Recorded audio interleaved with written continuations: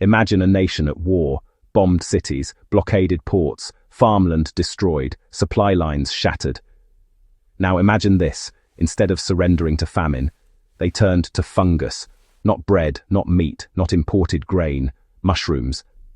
For years, entire populations survived not on traditional rations, but on fungi grown in cellars, tunnels, abandoned factories, even subway systems. This isn't folklore, it's not fantasy, and it's not just foraging in the woods. It was a scientific revolution hidden inside wartime desperation. And once you see how it worked, you may never look at mushrooms the same way again. During World War II, food became a weapon. Naval blockades choked imports, crops failed under bombardment, livestock numbers plummeted, governments rationed everything, from flour to fats to sugar. In some regions, protein shortages became catastrophic, and that's when scientists and civilians rediscovered something ancient and weaponized it for survival. Fungi, not as a garnish, not as a luxury ingredient, but as a primary calorie and protein source. They grew mushrooms at industrial scale, underground, in total darkness, on agricultural waste, no fields, no sunlight, no tractors, just biology. Think about that. While bombs fell overhead, people were engineering food ecosystems beneath their feet. Because mushrooms don't need open farmland. They don't need perfect weather. They don't even need soil. They thrive on scraps, straw, sawdust, corn cobs, coffee grounds. In a war economy, waste became wealth. What had once been discarded suddenly became a life support system, and governments quietly poured resources into expanding fungal cultivation programs to prevent mass starvation. This wasn't fringe experimentation, it was policy. Picture a mother standing in a ration line, meat, gone, eggs, rare, butter, a memory.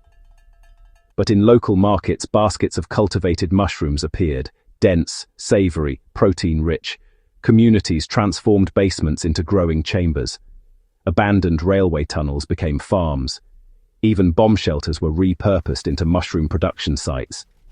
Because unlike crops, mushrooms grow vertically, shelf after shelf, layer after layer, in tight urban spaces. In cities under siege, that mattered. Here's what most people don't realize. This wasn't just emergency gardening. It actually accelerated a new understanding of controlled environment agriculture.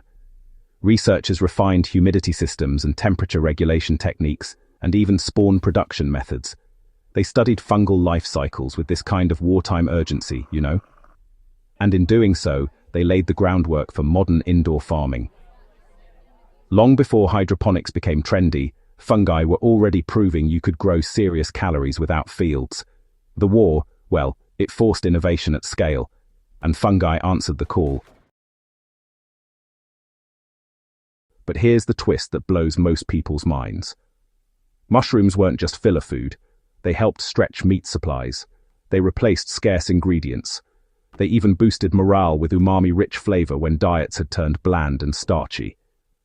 In some regions, mushroom cultivation increased so dramatically that it actually stabilized urban food supplies during the harshest shortages. A food that once seemed minor became essential. A side dish became a strategy. Now zoom out for a second. Today we worry about supply chain disruptions, climate instability, urban food deserts, and rising fertilizer costs. And here's this kind of forgotten blueprint from the 1940s, showing that you can grow nutrient-dense food without massive farmland, without refrigeration, without sunlight, and without long-distance transport. Just controlled biology and local waste streams. Sound familiar? So in this video, we're uncovering how wartime mushroom programs actually worked, the science that made them scalable, the hidden infrastructure beneath bombed cities, and why fungi might be one of the most underestimated survival tools in history. Because sometimes, the most powerful weapon in a war isn't steel, it's spores. Let's step underground and discover how fungus quietly saved millions.